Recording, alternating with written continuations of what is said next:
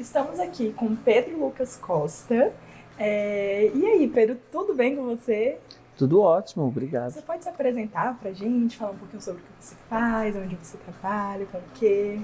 Eu sou Pedro Lucas Costa, sou pedagogo, sou pessoa autista, tenho mestrado em educação especial, trabalho com atendimento pedagógico para crianças, adolescentes e adultos universitários, autistas.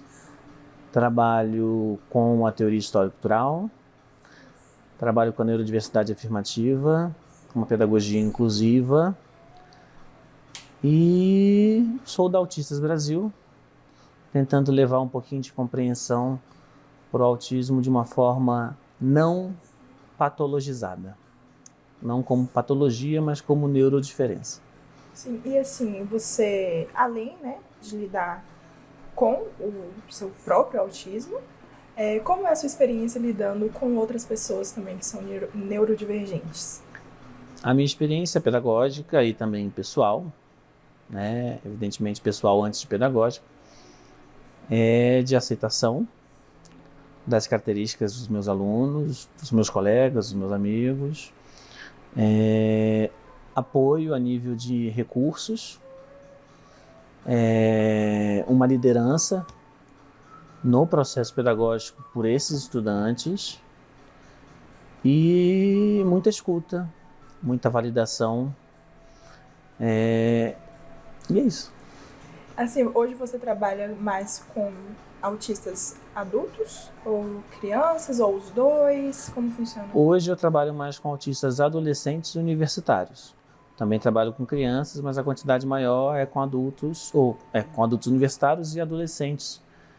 Então, entre sexto e ensino médio, Entre uns 12 anos até 20 e poucos. Até uns 20 e poucos. Tanto em Brasília, no atendimento particular, todos são particulares, no atendimento presencial, quanto adolescentes e universitários de outros estados e também adolescentes e universitários portugueses.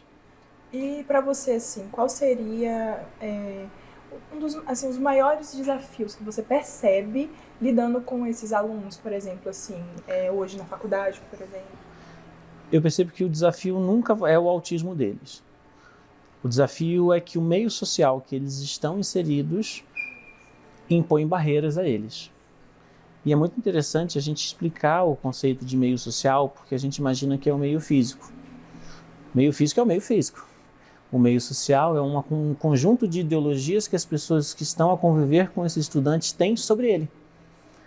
Então, esse meio social impõe barreiras e a gente precisa, através de muita pedagogia, eliminar essas barreiras. E uma das formas de eliminar essas barreiras é com formação, evidentemente, com acolhimento a esses professores, que a gente nunca trabalha numa perspectiva de enfrentamento ao professor. Quando a gente está apoiando o professor, a gente também apoia o professor do estudante, dá suporte a esse professor com recursos pedagógicos sempre, com recursos que vão fazer um trabalho centrado na relação que esse estudante tem com a palavra, com o signo, porque se não for a palavra, como que eu vou me relacionar com outras pessoas? Eu não sei ler mentes, Então eu preciso da palavra externalizada. Então muitas vezes a falta de oferta de meios e sistemas que são simbólicos, porque estamos falando de signos, palavras são signos, a falta desses sistemas são uma grande barreira. Por exemplo, nós trabalhamos com autistas não falantes que precisam de tanto a comunicação pelo apontar, com pictogramas, tanto língua gestual, tanto a escrita. Nós precisamos trabalhar com autistas na perspectiva de que eles tenham uma organização e um apoio que seja um apoio simbólico para compreender o começar, o continuar e o terminar, a sequência de ações e situações. Hoje nós trabalhamos com um conceito de autismo que não é um conceito pautado no déficit, na falta. É um conceito estruturado no autismo não como um transtorno, mas como uma neurodiferença, estruturado numa perspectiva de que o autismo é uma forma diferente, uma neurodiferença de como eu recebo e transmito informações sensoriais, conceituais e psicossociais. Então, a gente também não trabalha com nível de suporte, porque a gente percebe que isso descaracteriza a experiência autística, porque a experiência autística, a depender de como o meio social e quais recursos esse meio social oferece, de qual posição social esse autista diante desse meio social é imposto, ele pode, no começo de um dia, ter necessidades ditas como nível 1 ou, no decorrer do dia, ter necessidades ditas como nível 3 de suporte. Precisar de mais ou menos suporte. Então, esses níveis de suporte, eles engessam a percepção de como é a experiência autista. O autismo é uma experiência social. A pedagogia, ela trabalha na análise da materialidade, da realidade da pessoa.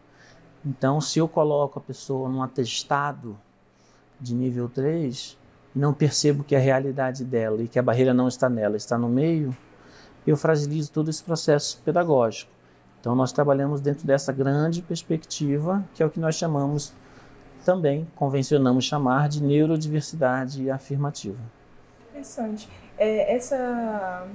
Esse olhar assim para o autismo, sem, como vamos dizer, sem colocar em caixinhas, né, nesse sentido de, olha, autista de nível de suporte 1, 2, 3, é uma coisa mais recente, não é?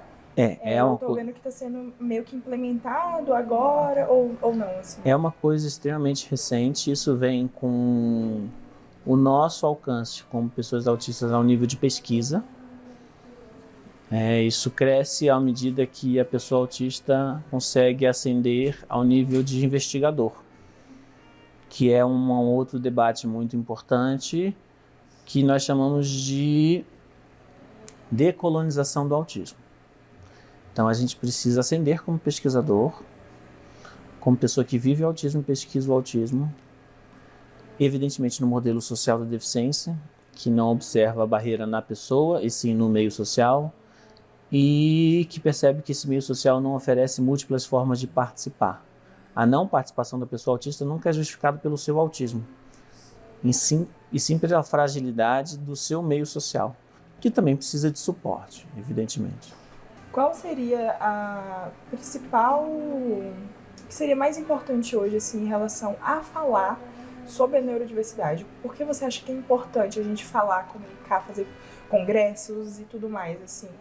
Acho que é importante, para além de congressos e comunicações, é conseguir trazer um letramento. A pessoa conseguir...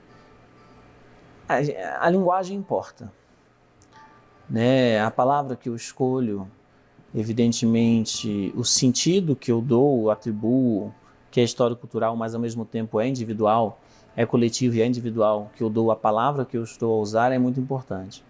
Então, acho que o primeiro passo é um letramento. Por exemplo, não observar o autismo como transtorno, isso é um primeiro grande passo fundamental. Observar o autismo como neurodiferença. Então, a gente vai construindo uma concepção de ideia sobre o autismo, uma ideologia sobre o autismo, a partir dos conceitos que nós escolhemos utilizar para ele. Então, acho que o começo dessa comunicação precisa ser através de um letramento anticapacitista, um letramento que trabalhe numa visão do modelo social, que não veja o autismo como um erro a ser consertado, condicionado ou convertido, né? Sim, muito bom. Você, assim, quais seriam os benefícios? Você consegue enxergar isso, os benefícios que a neurodiversidade traz para a sociedade hoje? Hoje não, né? Sempre trouxe, assim. Evidentemente, não existe cérebro igual. Evidentemente que o autismo é um conjunto, né, minimamente coletivo de uma característica de uma neurodiferença. Eu entendi a pergunta no sentido de que como é que as diferenças podem ser importantes para esse processo. A diversidade, ela traz riqueza, independente de qual ela seja. A neurodiversidade também. Validar as formas diferentes de funcionamento, de visão de mundo e de organização é muito importante, não só para o âmbito dos direitos sociais, da inclusão, mas também de que amplia a visão e qualifica essa visão. A diversidade qualifica a experiência social. Evidentemente que quando eu entro numa sala de aula, só existe diferença, independente se eu tenho ou não estudantes autistas lá dentro. Só tenho pessoas diferentes, eu não tenho homogeneidade. Isso não existe dentro de uma sala de aula. Que bom que não existe. Quando eu valorizo essas diferenças e valido no meu processo pedagógico, eu estou trazendo mais riqueza e mais qualidade para essa experiência social. E isso com certeza vai proporcionar mais desenvolvimento. As pessoas só desenvolvem quando elas são aceitas. Ninguém fica confortável numa situação, numa posição social onde ela não é aceita.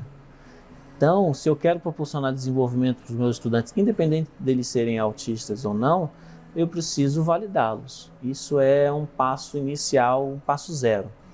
Validar a sua diferença, validar a sua visão de mundo, validar as suas qualidades, validar as melhores formas e recursos específicos ou não para elas. Isso é fundamental.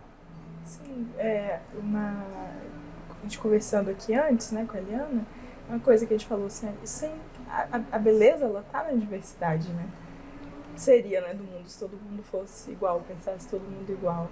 Eu acho que isso é muito interessante mesmo. O que mais te surpreendeu, assim, ao estudar sobre a neurodiversidade? Coisa assim que você falou assim, caraca, olha isso.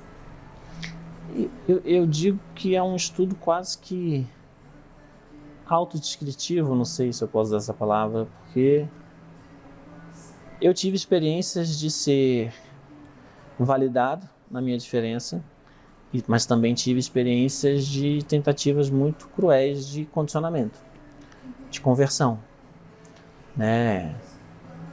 E, evidentemente, observando a minha própria experiência, eu desenvolvi muito mais quando eu fui validado, né? Quando a minha experiência, a minha voz, os meus processos, as minhas qualidades e os recursos que me suportaram, me ajudaram e me apoiaram eram coerentes e acessíveis a mim, eu desenvolvi muito mais. Então, é quase que uma defesa, eu faço uma defesa porque eu fui, que bom, graças à minha família, a todo o meio social que estava presente a mim, né? São privilégios, evidentemente são privilégios, que a gente precisa reconhecer que não são de todos, mas também precisa aproveitá-los ao mesmo tempo.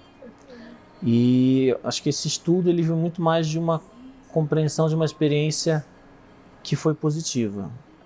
Esse estudo e essa defesa acho que vem muito de uma percepção da minha vida, que foi bacana, que teve resultado, teve desenvolvimento, pelo menos eu acho que eu desenvolvi bem, estou a desenvolver bem, né? Então, esse estudo, essa defesa vem de uma percepção de que deu certo para mim ser valorizado e por isso que eu faço isso com os meus alunos. Legal. Aqui hoje, assim, eu fiquei tão feliz de ver tantas pessoas assim tão bem-sucedidas e são autistas. Eu sei que às vezes eu não tô dentro desse meio assim, e às vezes eu tenho um irmão de 9 anos que é autista, e às vezes eu fico nessa ansiedade assim de, nossa, será que ele vai se desenvolver bem, sabe? Será que ele vai realizar os sonhos? Será que ele vai se casar? Crescer profissionalmente? Não sei ainda, né? Ele é tão criança ainda, tem tantas coisas, não sei que caminho ele vai seguir. Mas é muito esperançoso, assim, é muito gostoso ver que tem tantas pessoas assim que são extremamente bem-sucedidas, que conseguiram, né, ter esse suporte, né, essa validação e conseguiram crescer e conseguiram encontrar o seu caminho. Eu acho isso muito satisfatório, assim, muito feliz, e principalmente tendo meu irmão, né, porque isso, eu olho pra ele assim e eu desejo que ele ganhe o mundo, sabe? E isso me dá uma esperança de que sim, ele vai ganhar o mundo, ele pode ganhar o mundo, e que o autismo não vai limitá-lo, sabe? Que é uma situação, uma característica que ele tem. E que ele, independente disso, ele vai se desenvolver e perfeitamente, sabe? Do jeitinho dele, com as características dele e tudo mais. Isso me deixa muito feliz. E para concluir, diversidade para você é necessidade. Necessidade? E é criatividade. E é desenvolvimento. Bom, muito obrigada, Pedro. Foi muito bom conversar com você. Agradeço, tá, a sua participação. Obrigado. Palminhas, né?